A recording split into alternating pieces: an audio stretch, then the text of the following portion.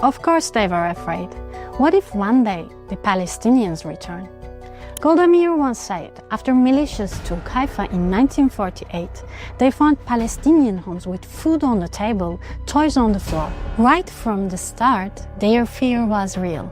What if they come back and demand their land back? So, Israel, which was founded in 1948 after a huge ethnic cleansing operation, legally planned one of the most systematic property thefts in modern history.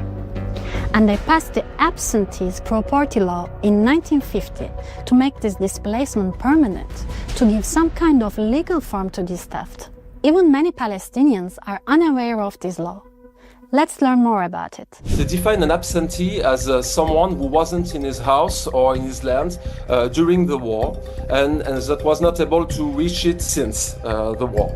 So 2 years after the creation of the state, they passed this law to create also a custodian to manage these properties as part of a whole institutional setting built to manage the land under the control. So it means that in 1950 you had something like 90% of the land of Israel that was under the custodian of the absentee property law. And people just settled in the houses without any regulation at first. So it was a mess. And the law was passed also to regulate this mess. So it was one of the motives. And the second motive was to try to align in the international law, even if very loosely, to say it was not a theft, but it's an administration of the goods of people that aren't there anymore. It was also a way for the state of Israel, very importantly, to appear as administrator and not as somebody that is only stealing lands from other people.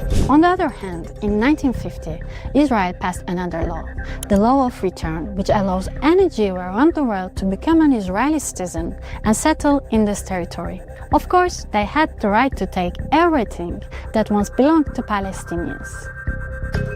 These two laws, the Absentee Property Law and the Law of Return, mirror each other and are very important to understanding what Israel is today. Around 900,000 Palestinians were forced to flee their homes amid the violence during the Nakba. Their homes, farms, shops, factories, bank accounts, and every little thing you can imagine was placed under Israeli state control. And just when you think it couldn't get more ridiculous, it does. Palestinians who stayed inside Israel's borders were labeled present absentees, physically there but legally erased. Nearly 1 in 4 Palestinian citizens of Israel falls into this category. Many live under protected tenant status, paying rent to the Israeli state for their own homes and allowed to pass the property only to their children. So third-generation Palestinian residents no longer have this protection, meaning their homes can be easily and legally assigned to Jewish settlers. At first, when I started to learn about it, I was shocked, and at the same time, I was also very interested to see how it was so much complicated and using the law and administrative tools in order to hide the theft. And what was for me shocking, and I felt like engaged for it, it's to see Palestinian families being locked into procedures for decades and having to explain themselves in front of courts for decades since 1948. The main concern I had was to understand what is lawfare, because part of Israeli warfare and colonization process also passed through lawfare and through putting people into very, very complex administrative labyrinths that allow the authority to hide their theft and to protect themselves from claims, because it's so complicated. So even if I would take the time to explain you in few words what it is, it would take 3 hours, 4 hours just to go inside what it is. And anytime I had the chance to talk with Palestinian lawyers, for example, they would always show me the tens or thousands of books they have to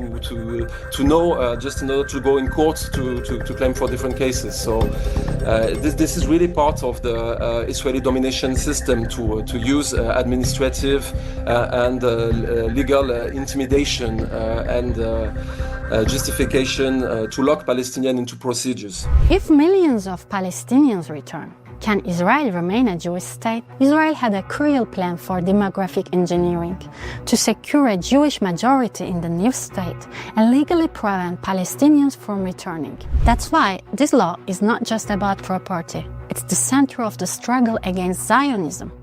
Remember Ben-Gurion's word about the Nakba. The old will die and the young will forget. But the Palestinian youth did not forget.